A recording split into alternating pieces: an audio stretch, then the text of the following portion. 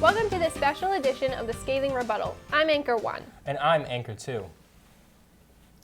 The First Amendment protects our right of freedom of speech, but does it protect everything we post online? The U.S. versus William White is centered around this issue. William White, a white supremacist, was charged because of a post he made on his website in 2005 with the remark of assassinating all those who worked in the Hale case and with soliciting and otherwise persuading others to injure Mark Hoffman based on his jury status in the Hale case after his post in 2008. A photo of Hoffman with the caption that said, "Gay, Jewish, anti-racist Mark P. Hoff was a juror who played a key role in convicting Hale." The following day, the photo was taken down, but that didn't stop William White. He then reposted the same photo and caption, this time naming the post Mark P. Hoffman Update, since they blocked the first photo. His posts were a violation of the 18 U.S.C. Section 373A, which provides, whoever with intent that another person engage in conduct constituting a felony that has an attempt use or threatened use of physical force against property or against the person of another violation of the laws of the United States and under circumstances strongly corroborative of that intent solicits, commands, induces, or otherwise endeavors to persuade such other person to engage in such conduct shall be imprisoned.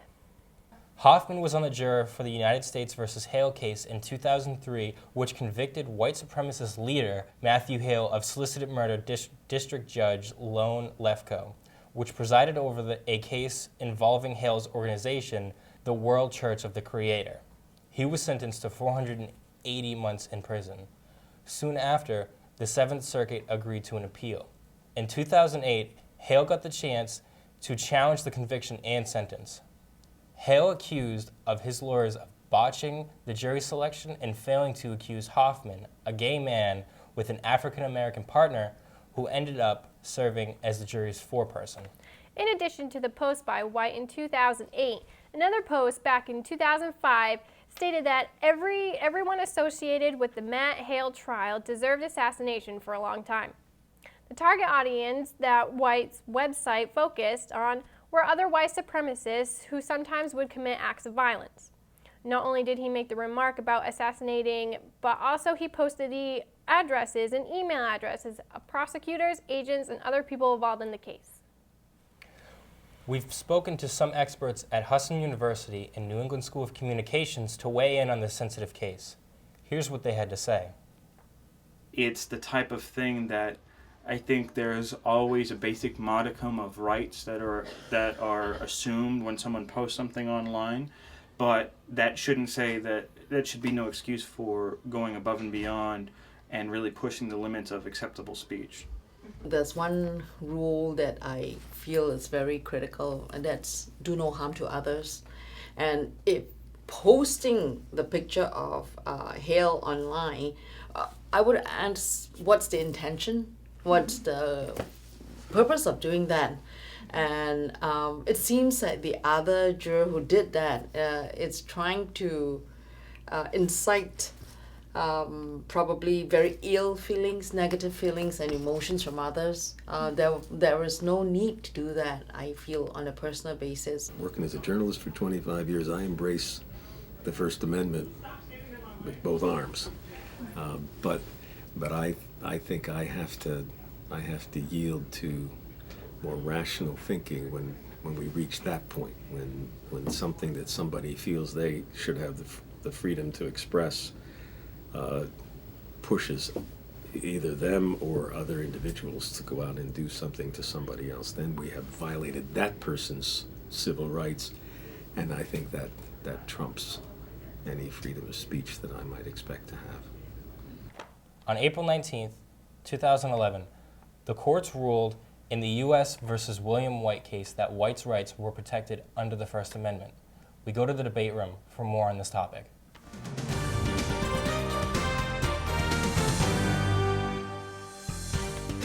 Hello, I'm Bob Hoffman here with the Scathing Rebuttal debate room. My guest with me tonight is Buford, right? Hi. why don't you tell us why you're here today? You called me.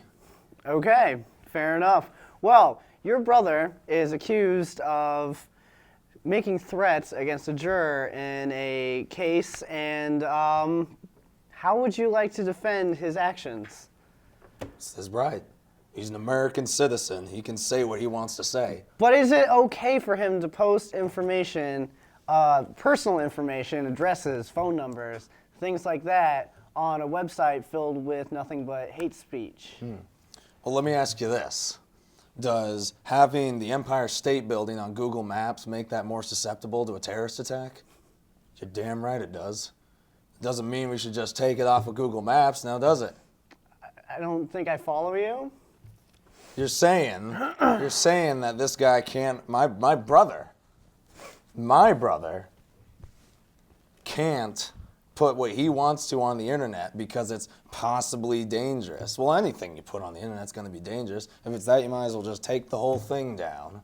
Okay, but however, the entire website is devoted towards race, is a racist website. It's all about purifying the world to be nothing but white, and people that defend people of other races should be eliminated, correct?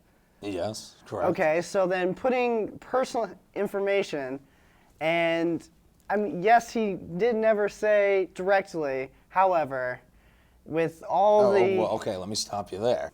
He never said it directly. True, however, So what's the problem? the entire site is based on hate speech and getting rid of people like him. You don't have to say it specifically in the post. I feel that the way that your site is set up the implication is there. So what you're saying is he should make a Wikipedia page instead about how they should die, instead of putting it on a website that's dedicated to death. No. Just put it on a website that doesn't matter. The information, the personal information of a juror on a site dedicated to getting rid of people who defend other races. We're not, he's not telling people to get rid of them. He's just saying if anybody wants to, they can go ahead. That's like the same thing. It is not the same thing. Putting information, personal information for somebody, and telling people that somebody should take care of this person. Okay. The First Amendment in our Constitution as American citizens that we all hold as our personal rights. The First Amendment protects vehement, scathing, and offensive criticism of others, including individuals involved in the criminal justice system. It's such as Juror Hoffman. What was your last name again? Hoffman.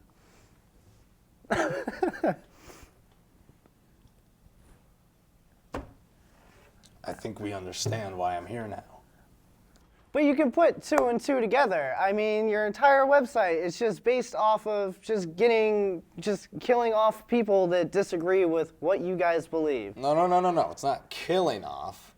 It's purifying the world. And how would one do that? I don't know. I'm not the administrator of that website, all right? If Okay. I was, maybe I could. Then what do you take from it then?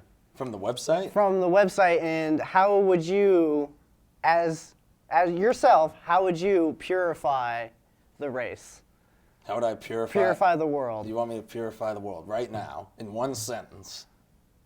I guess, Well, yeah. I can't do that. That's why we got a website for it. But if not killing off people, how would one exactly purify the world? This is what I'm having a hard time getting a hold of. Like, it just seems that based on everything on your website is the only real way to purify the world is to get rid of people. And I mean, where are we going to put them if we're getting rid of people?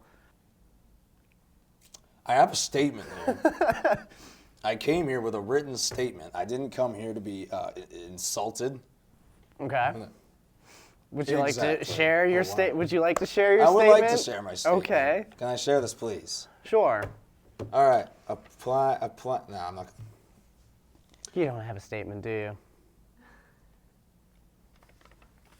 So here we go. My statement. Written by Buford. Applying these standards, it is clear that the defendant's posts about Hoffman are protected by the First Amendment. Are you listening, America?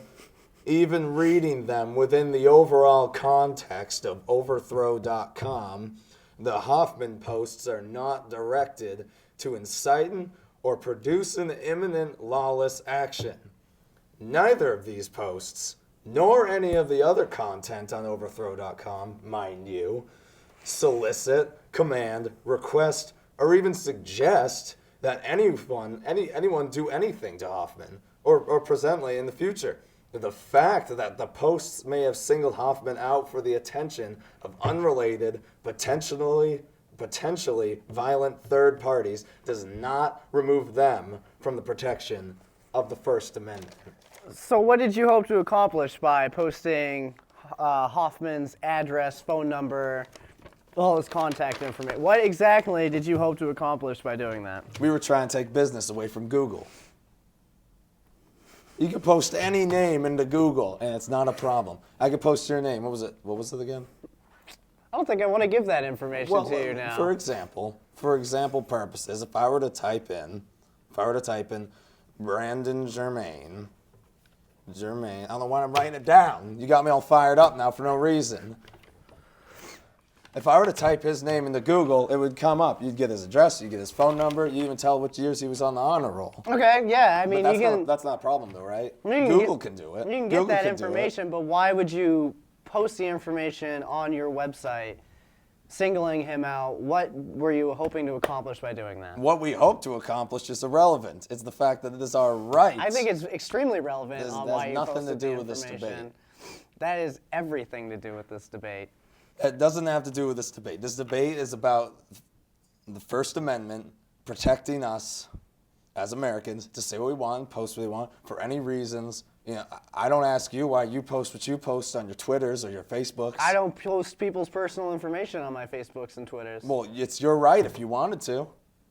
You want to post my personal information? Maybe. I will write down my address right now.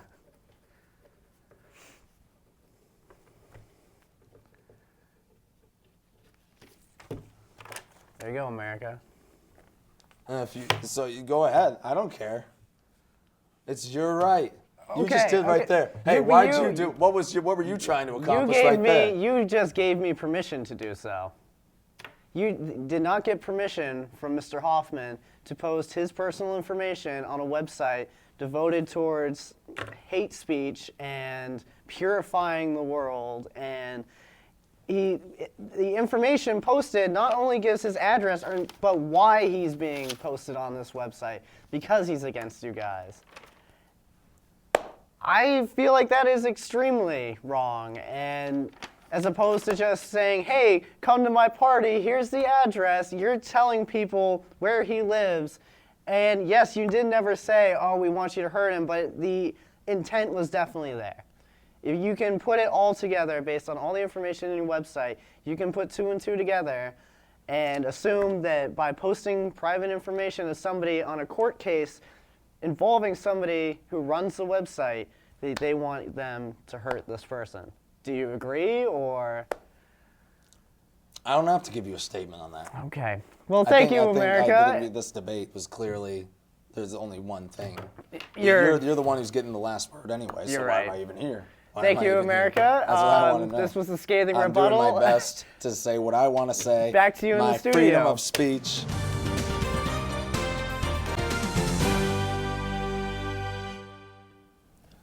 That was quite the lively debate. That was. On October 31st, 2012, a three-judge U.S. Circuit Court of Appeals reversed a federal judge's decision and said that William White's online posts for the assassination of everyone associated with the conviction of another racist, Matthew Hale, were criminal solicitation and not protected by the First Amendment. This is sure one interesting case. Sure is. We will be following this case closely and bringing you the latest details. For now, I'm Anchor 1. And I'm Anchor 2. Have a good night.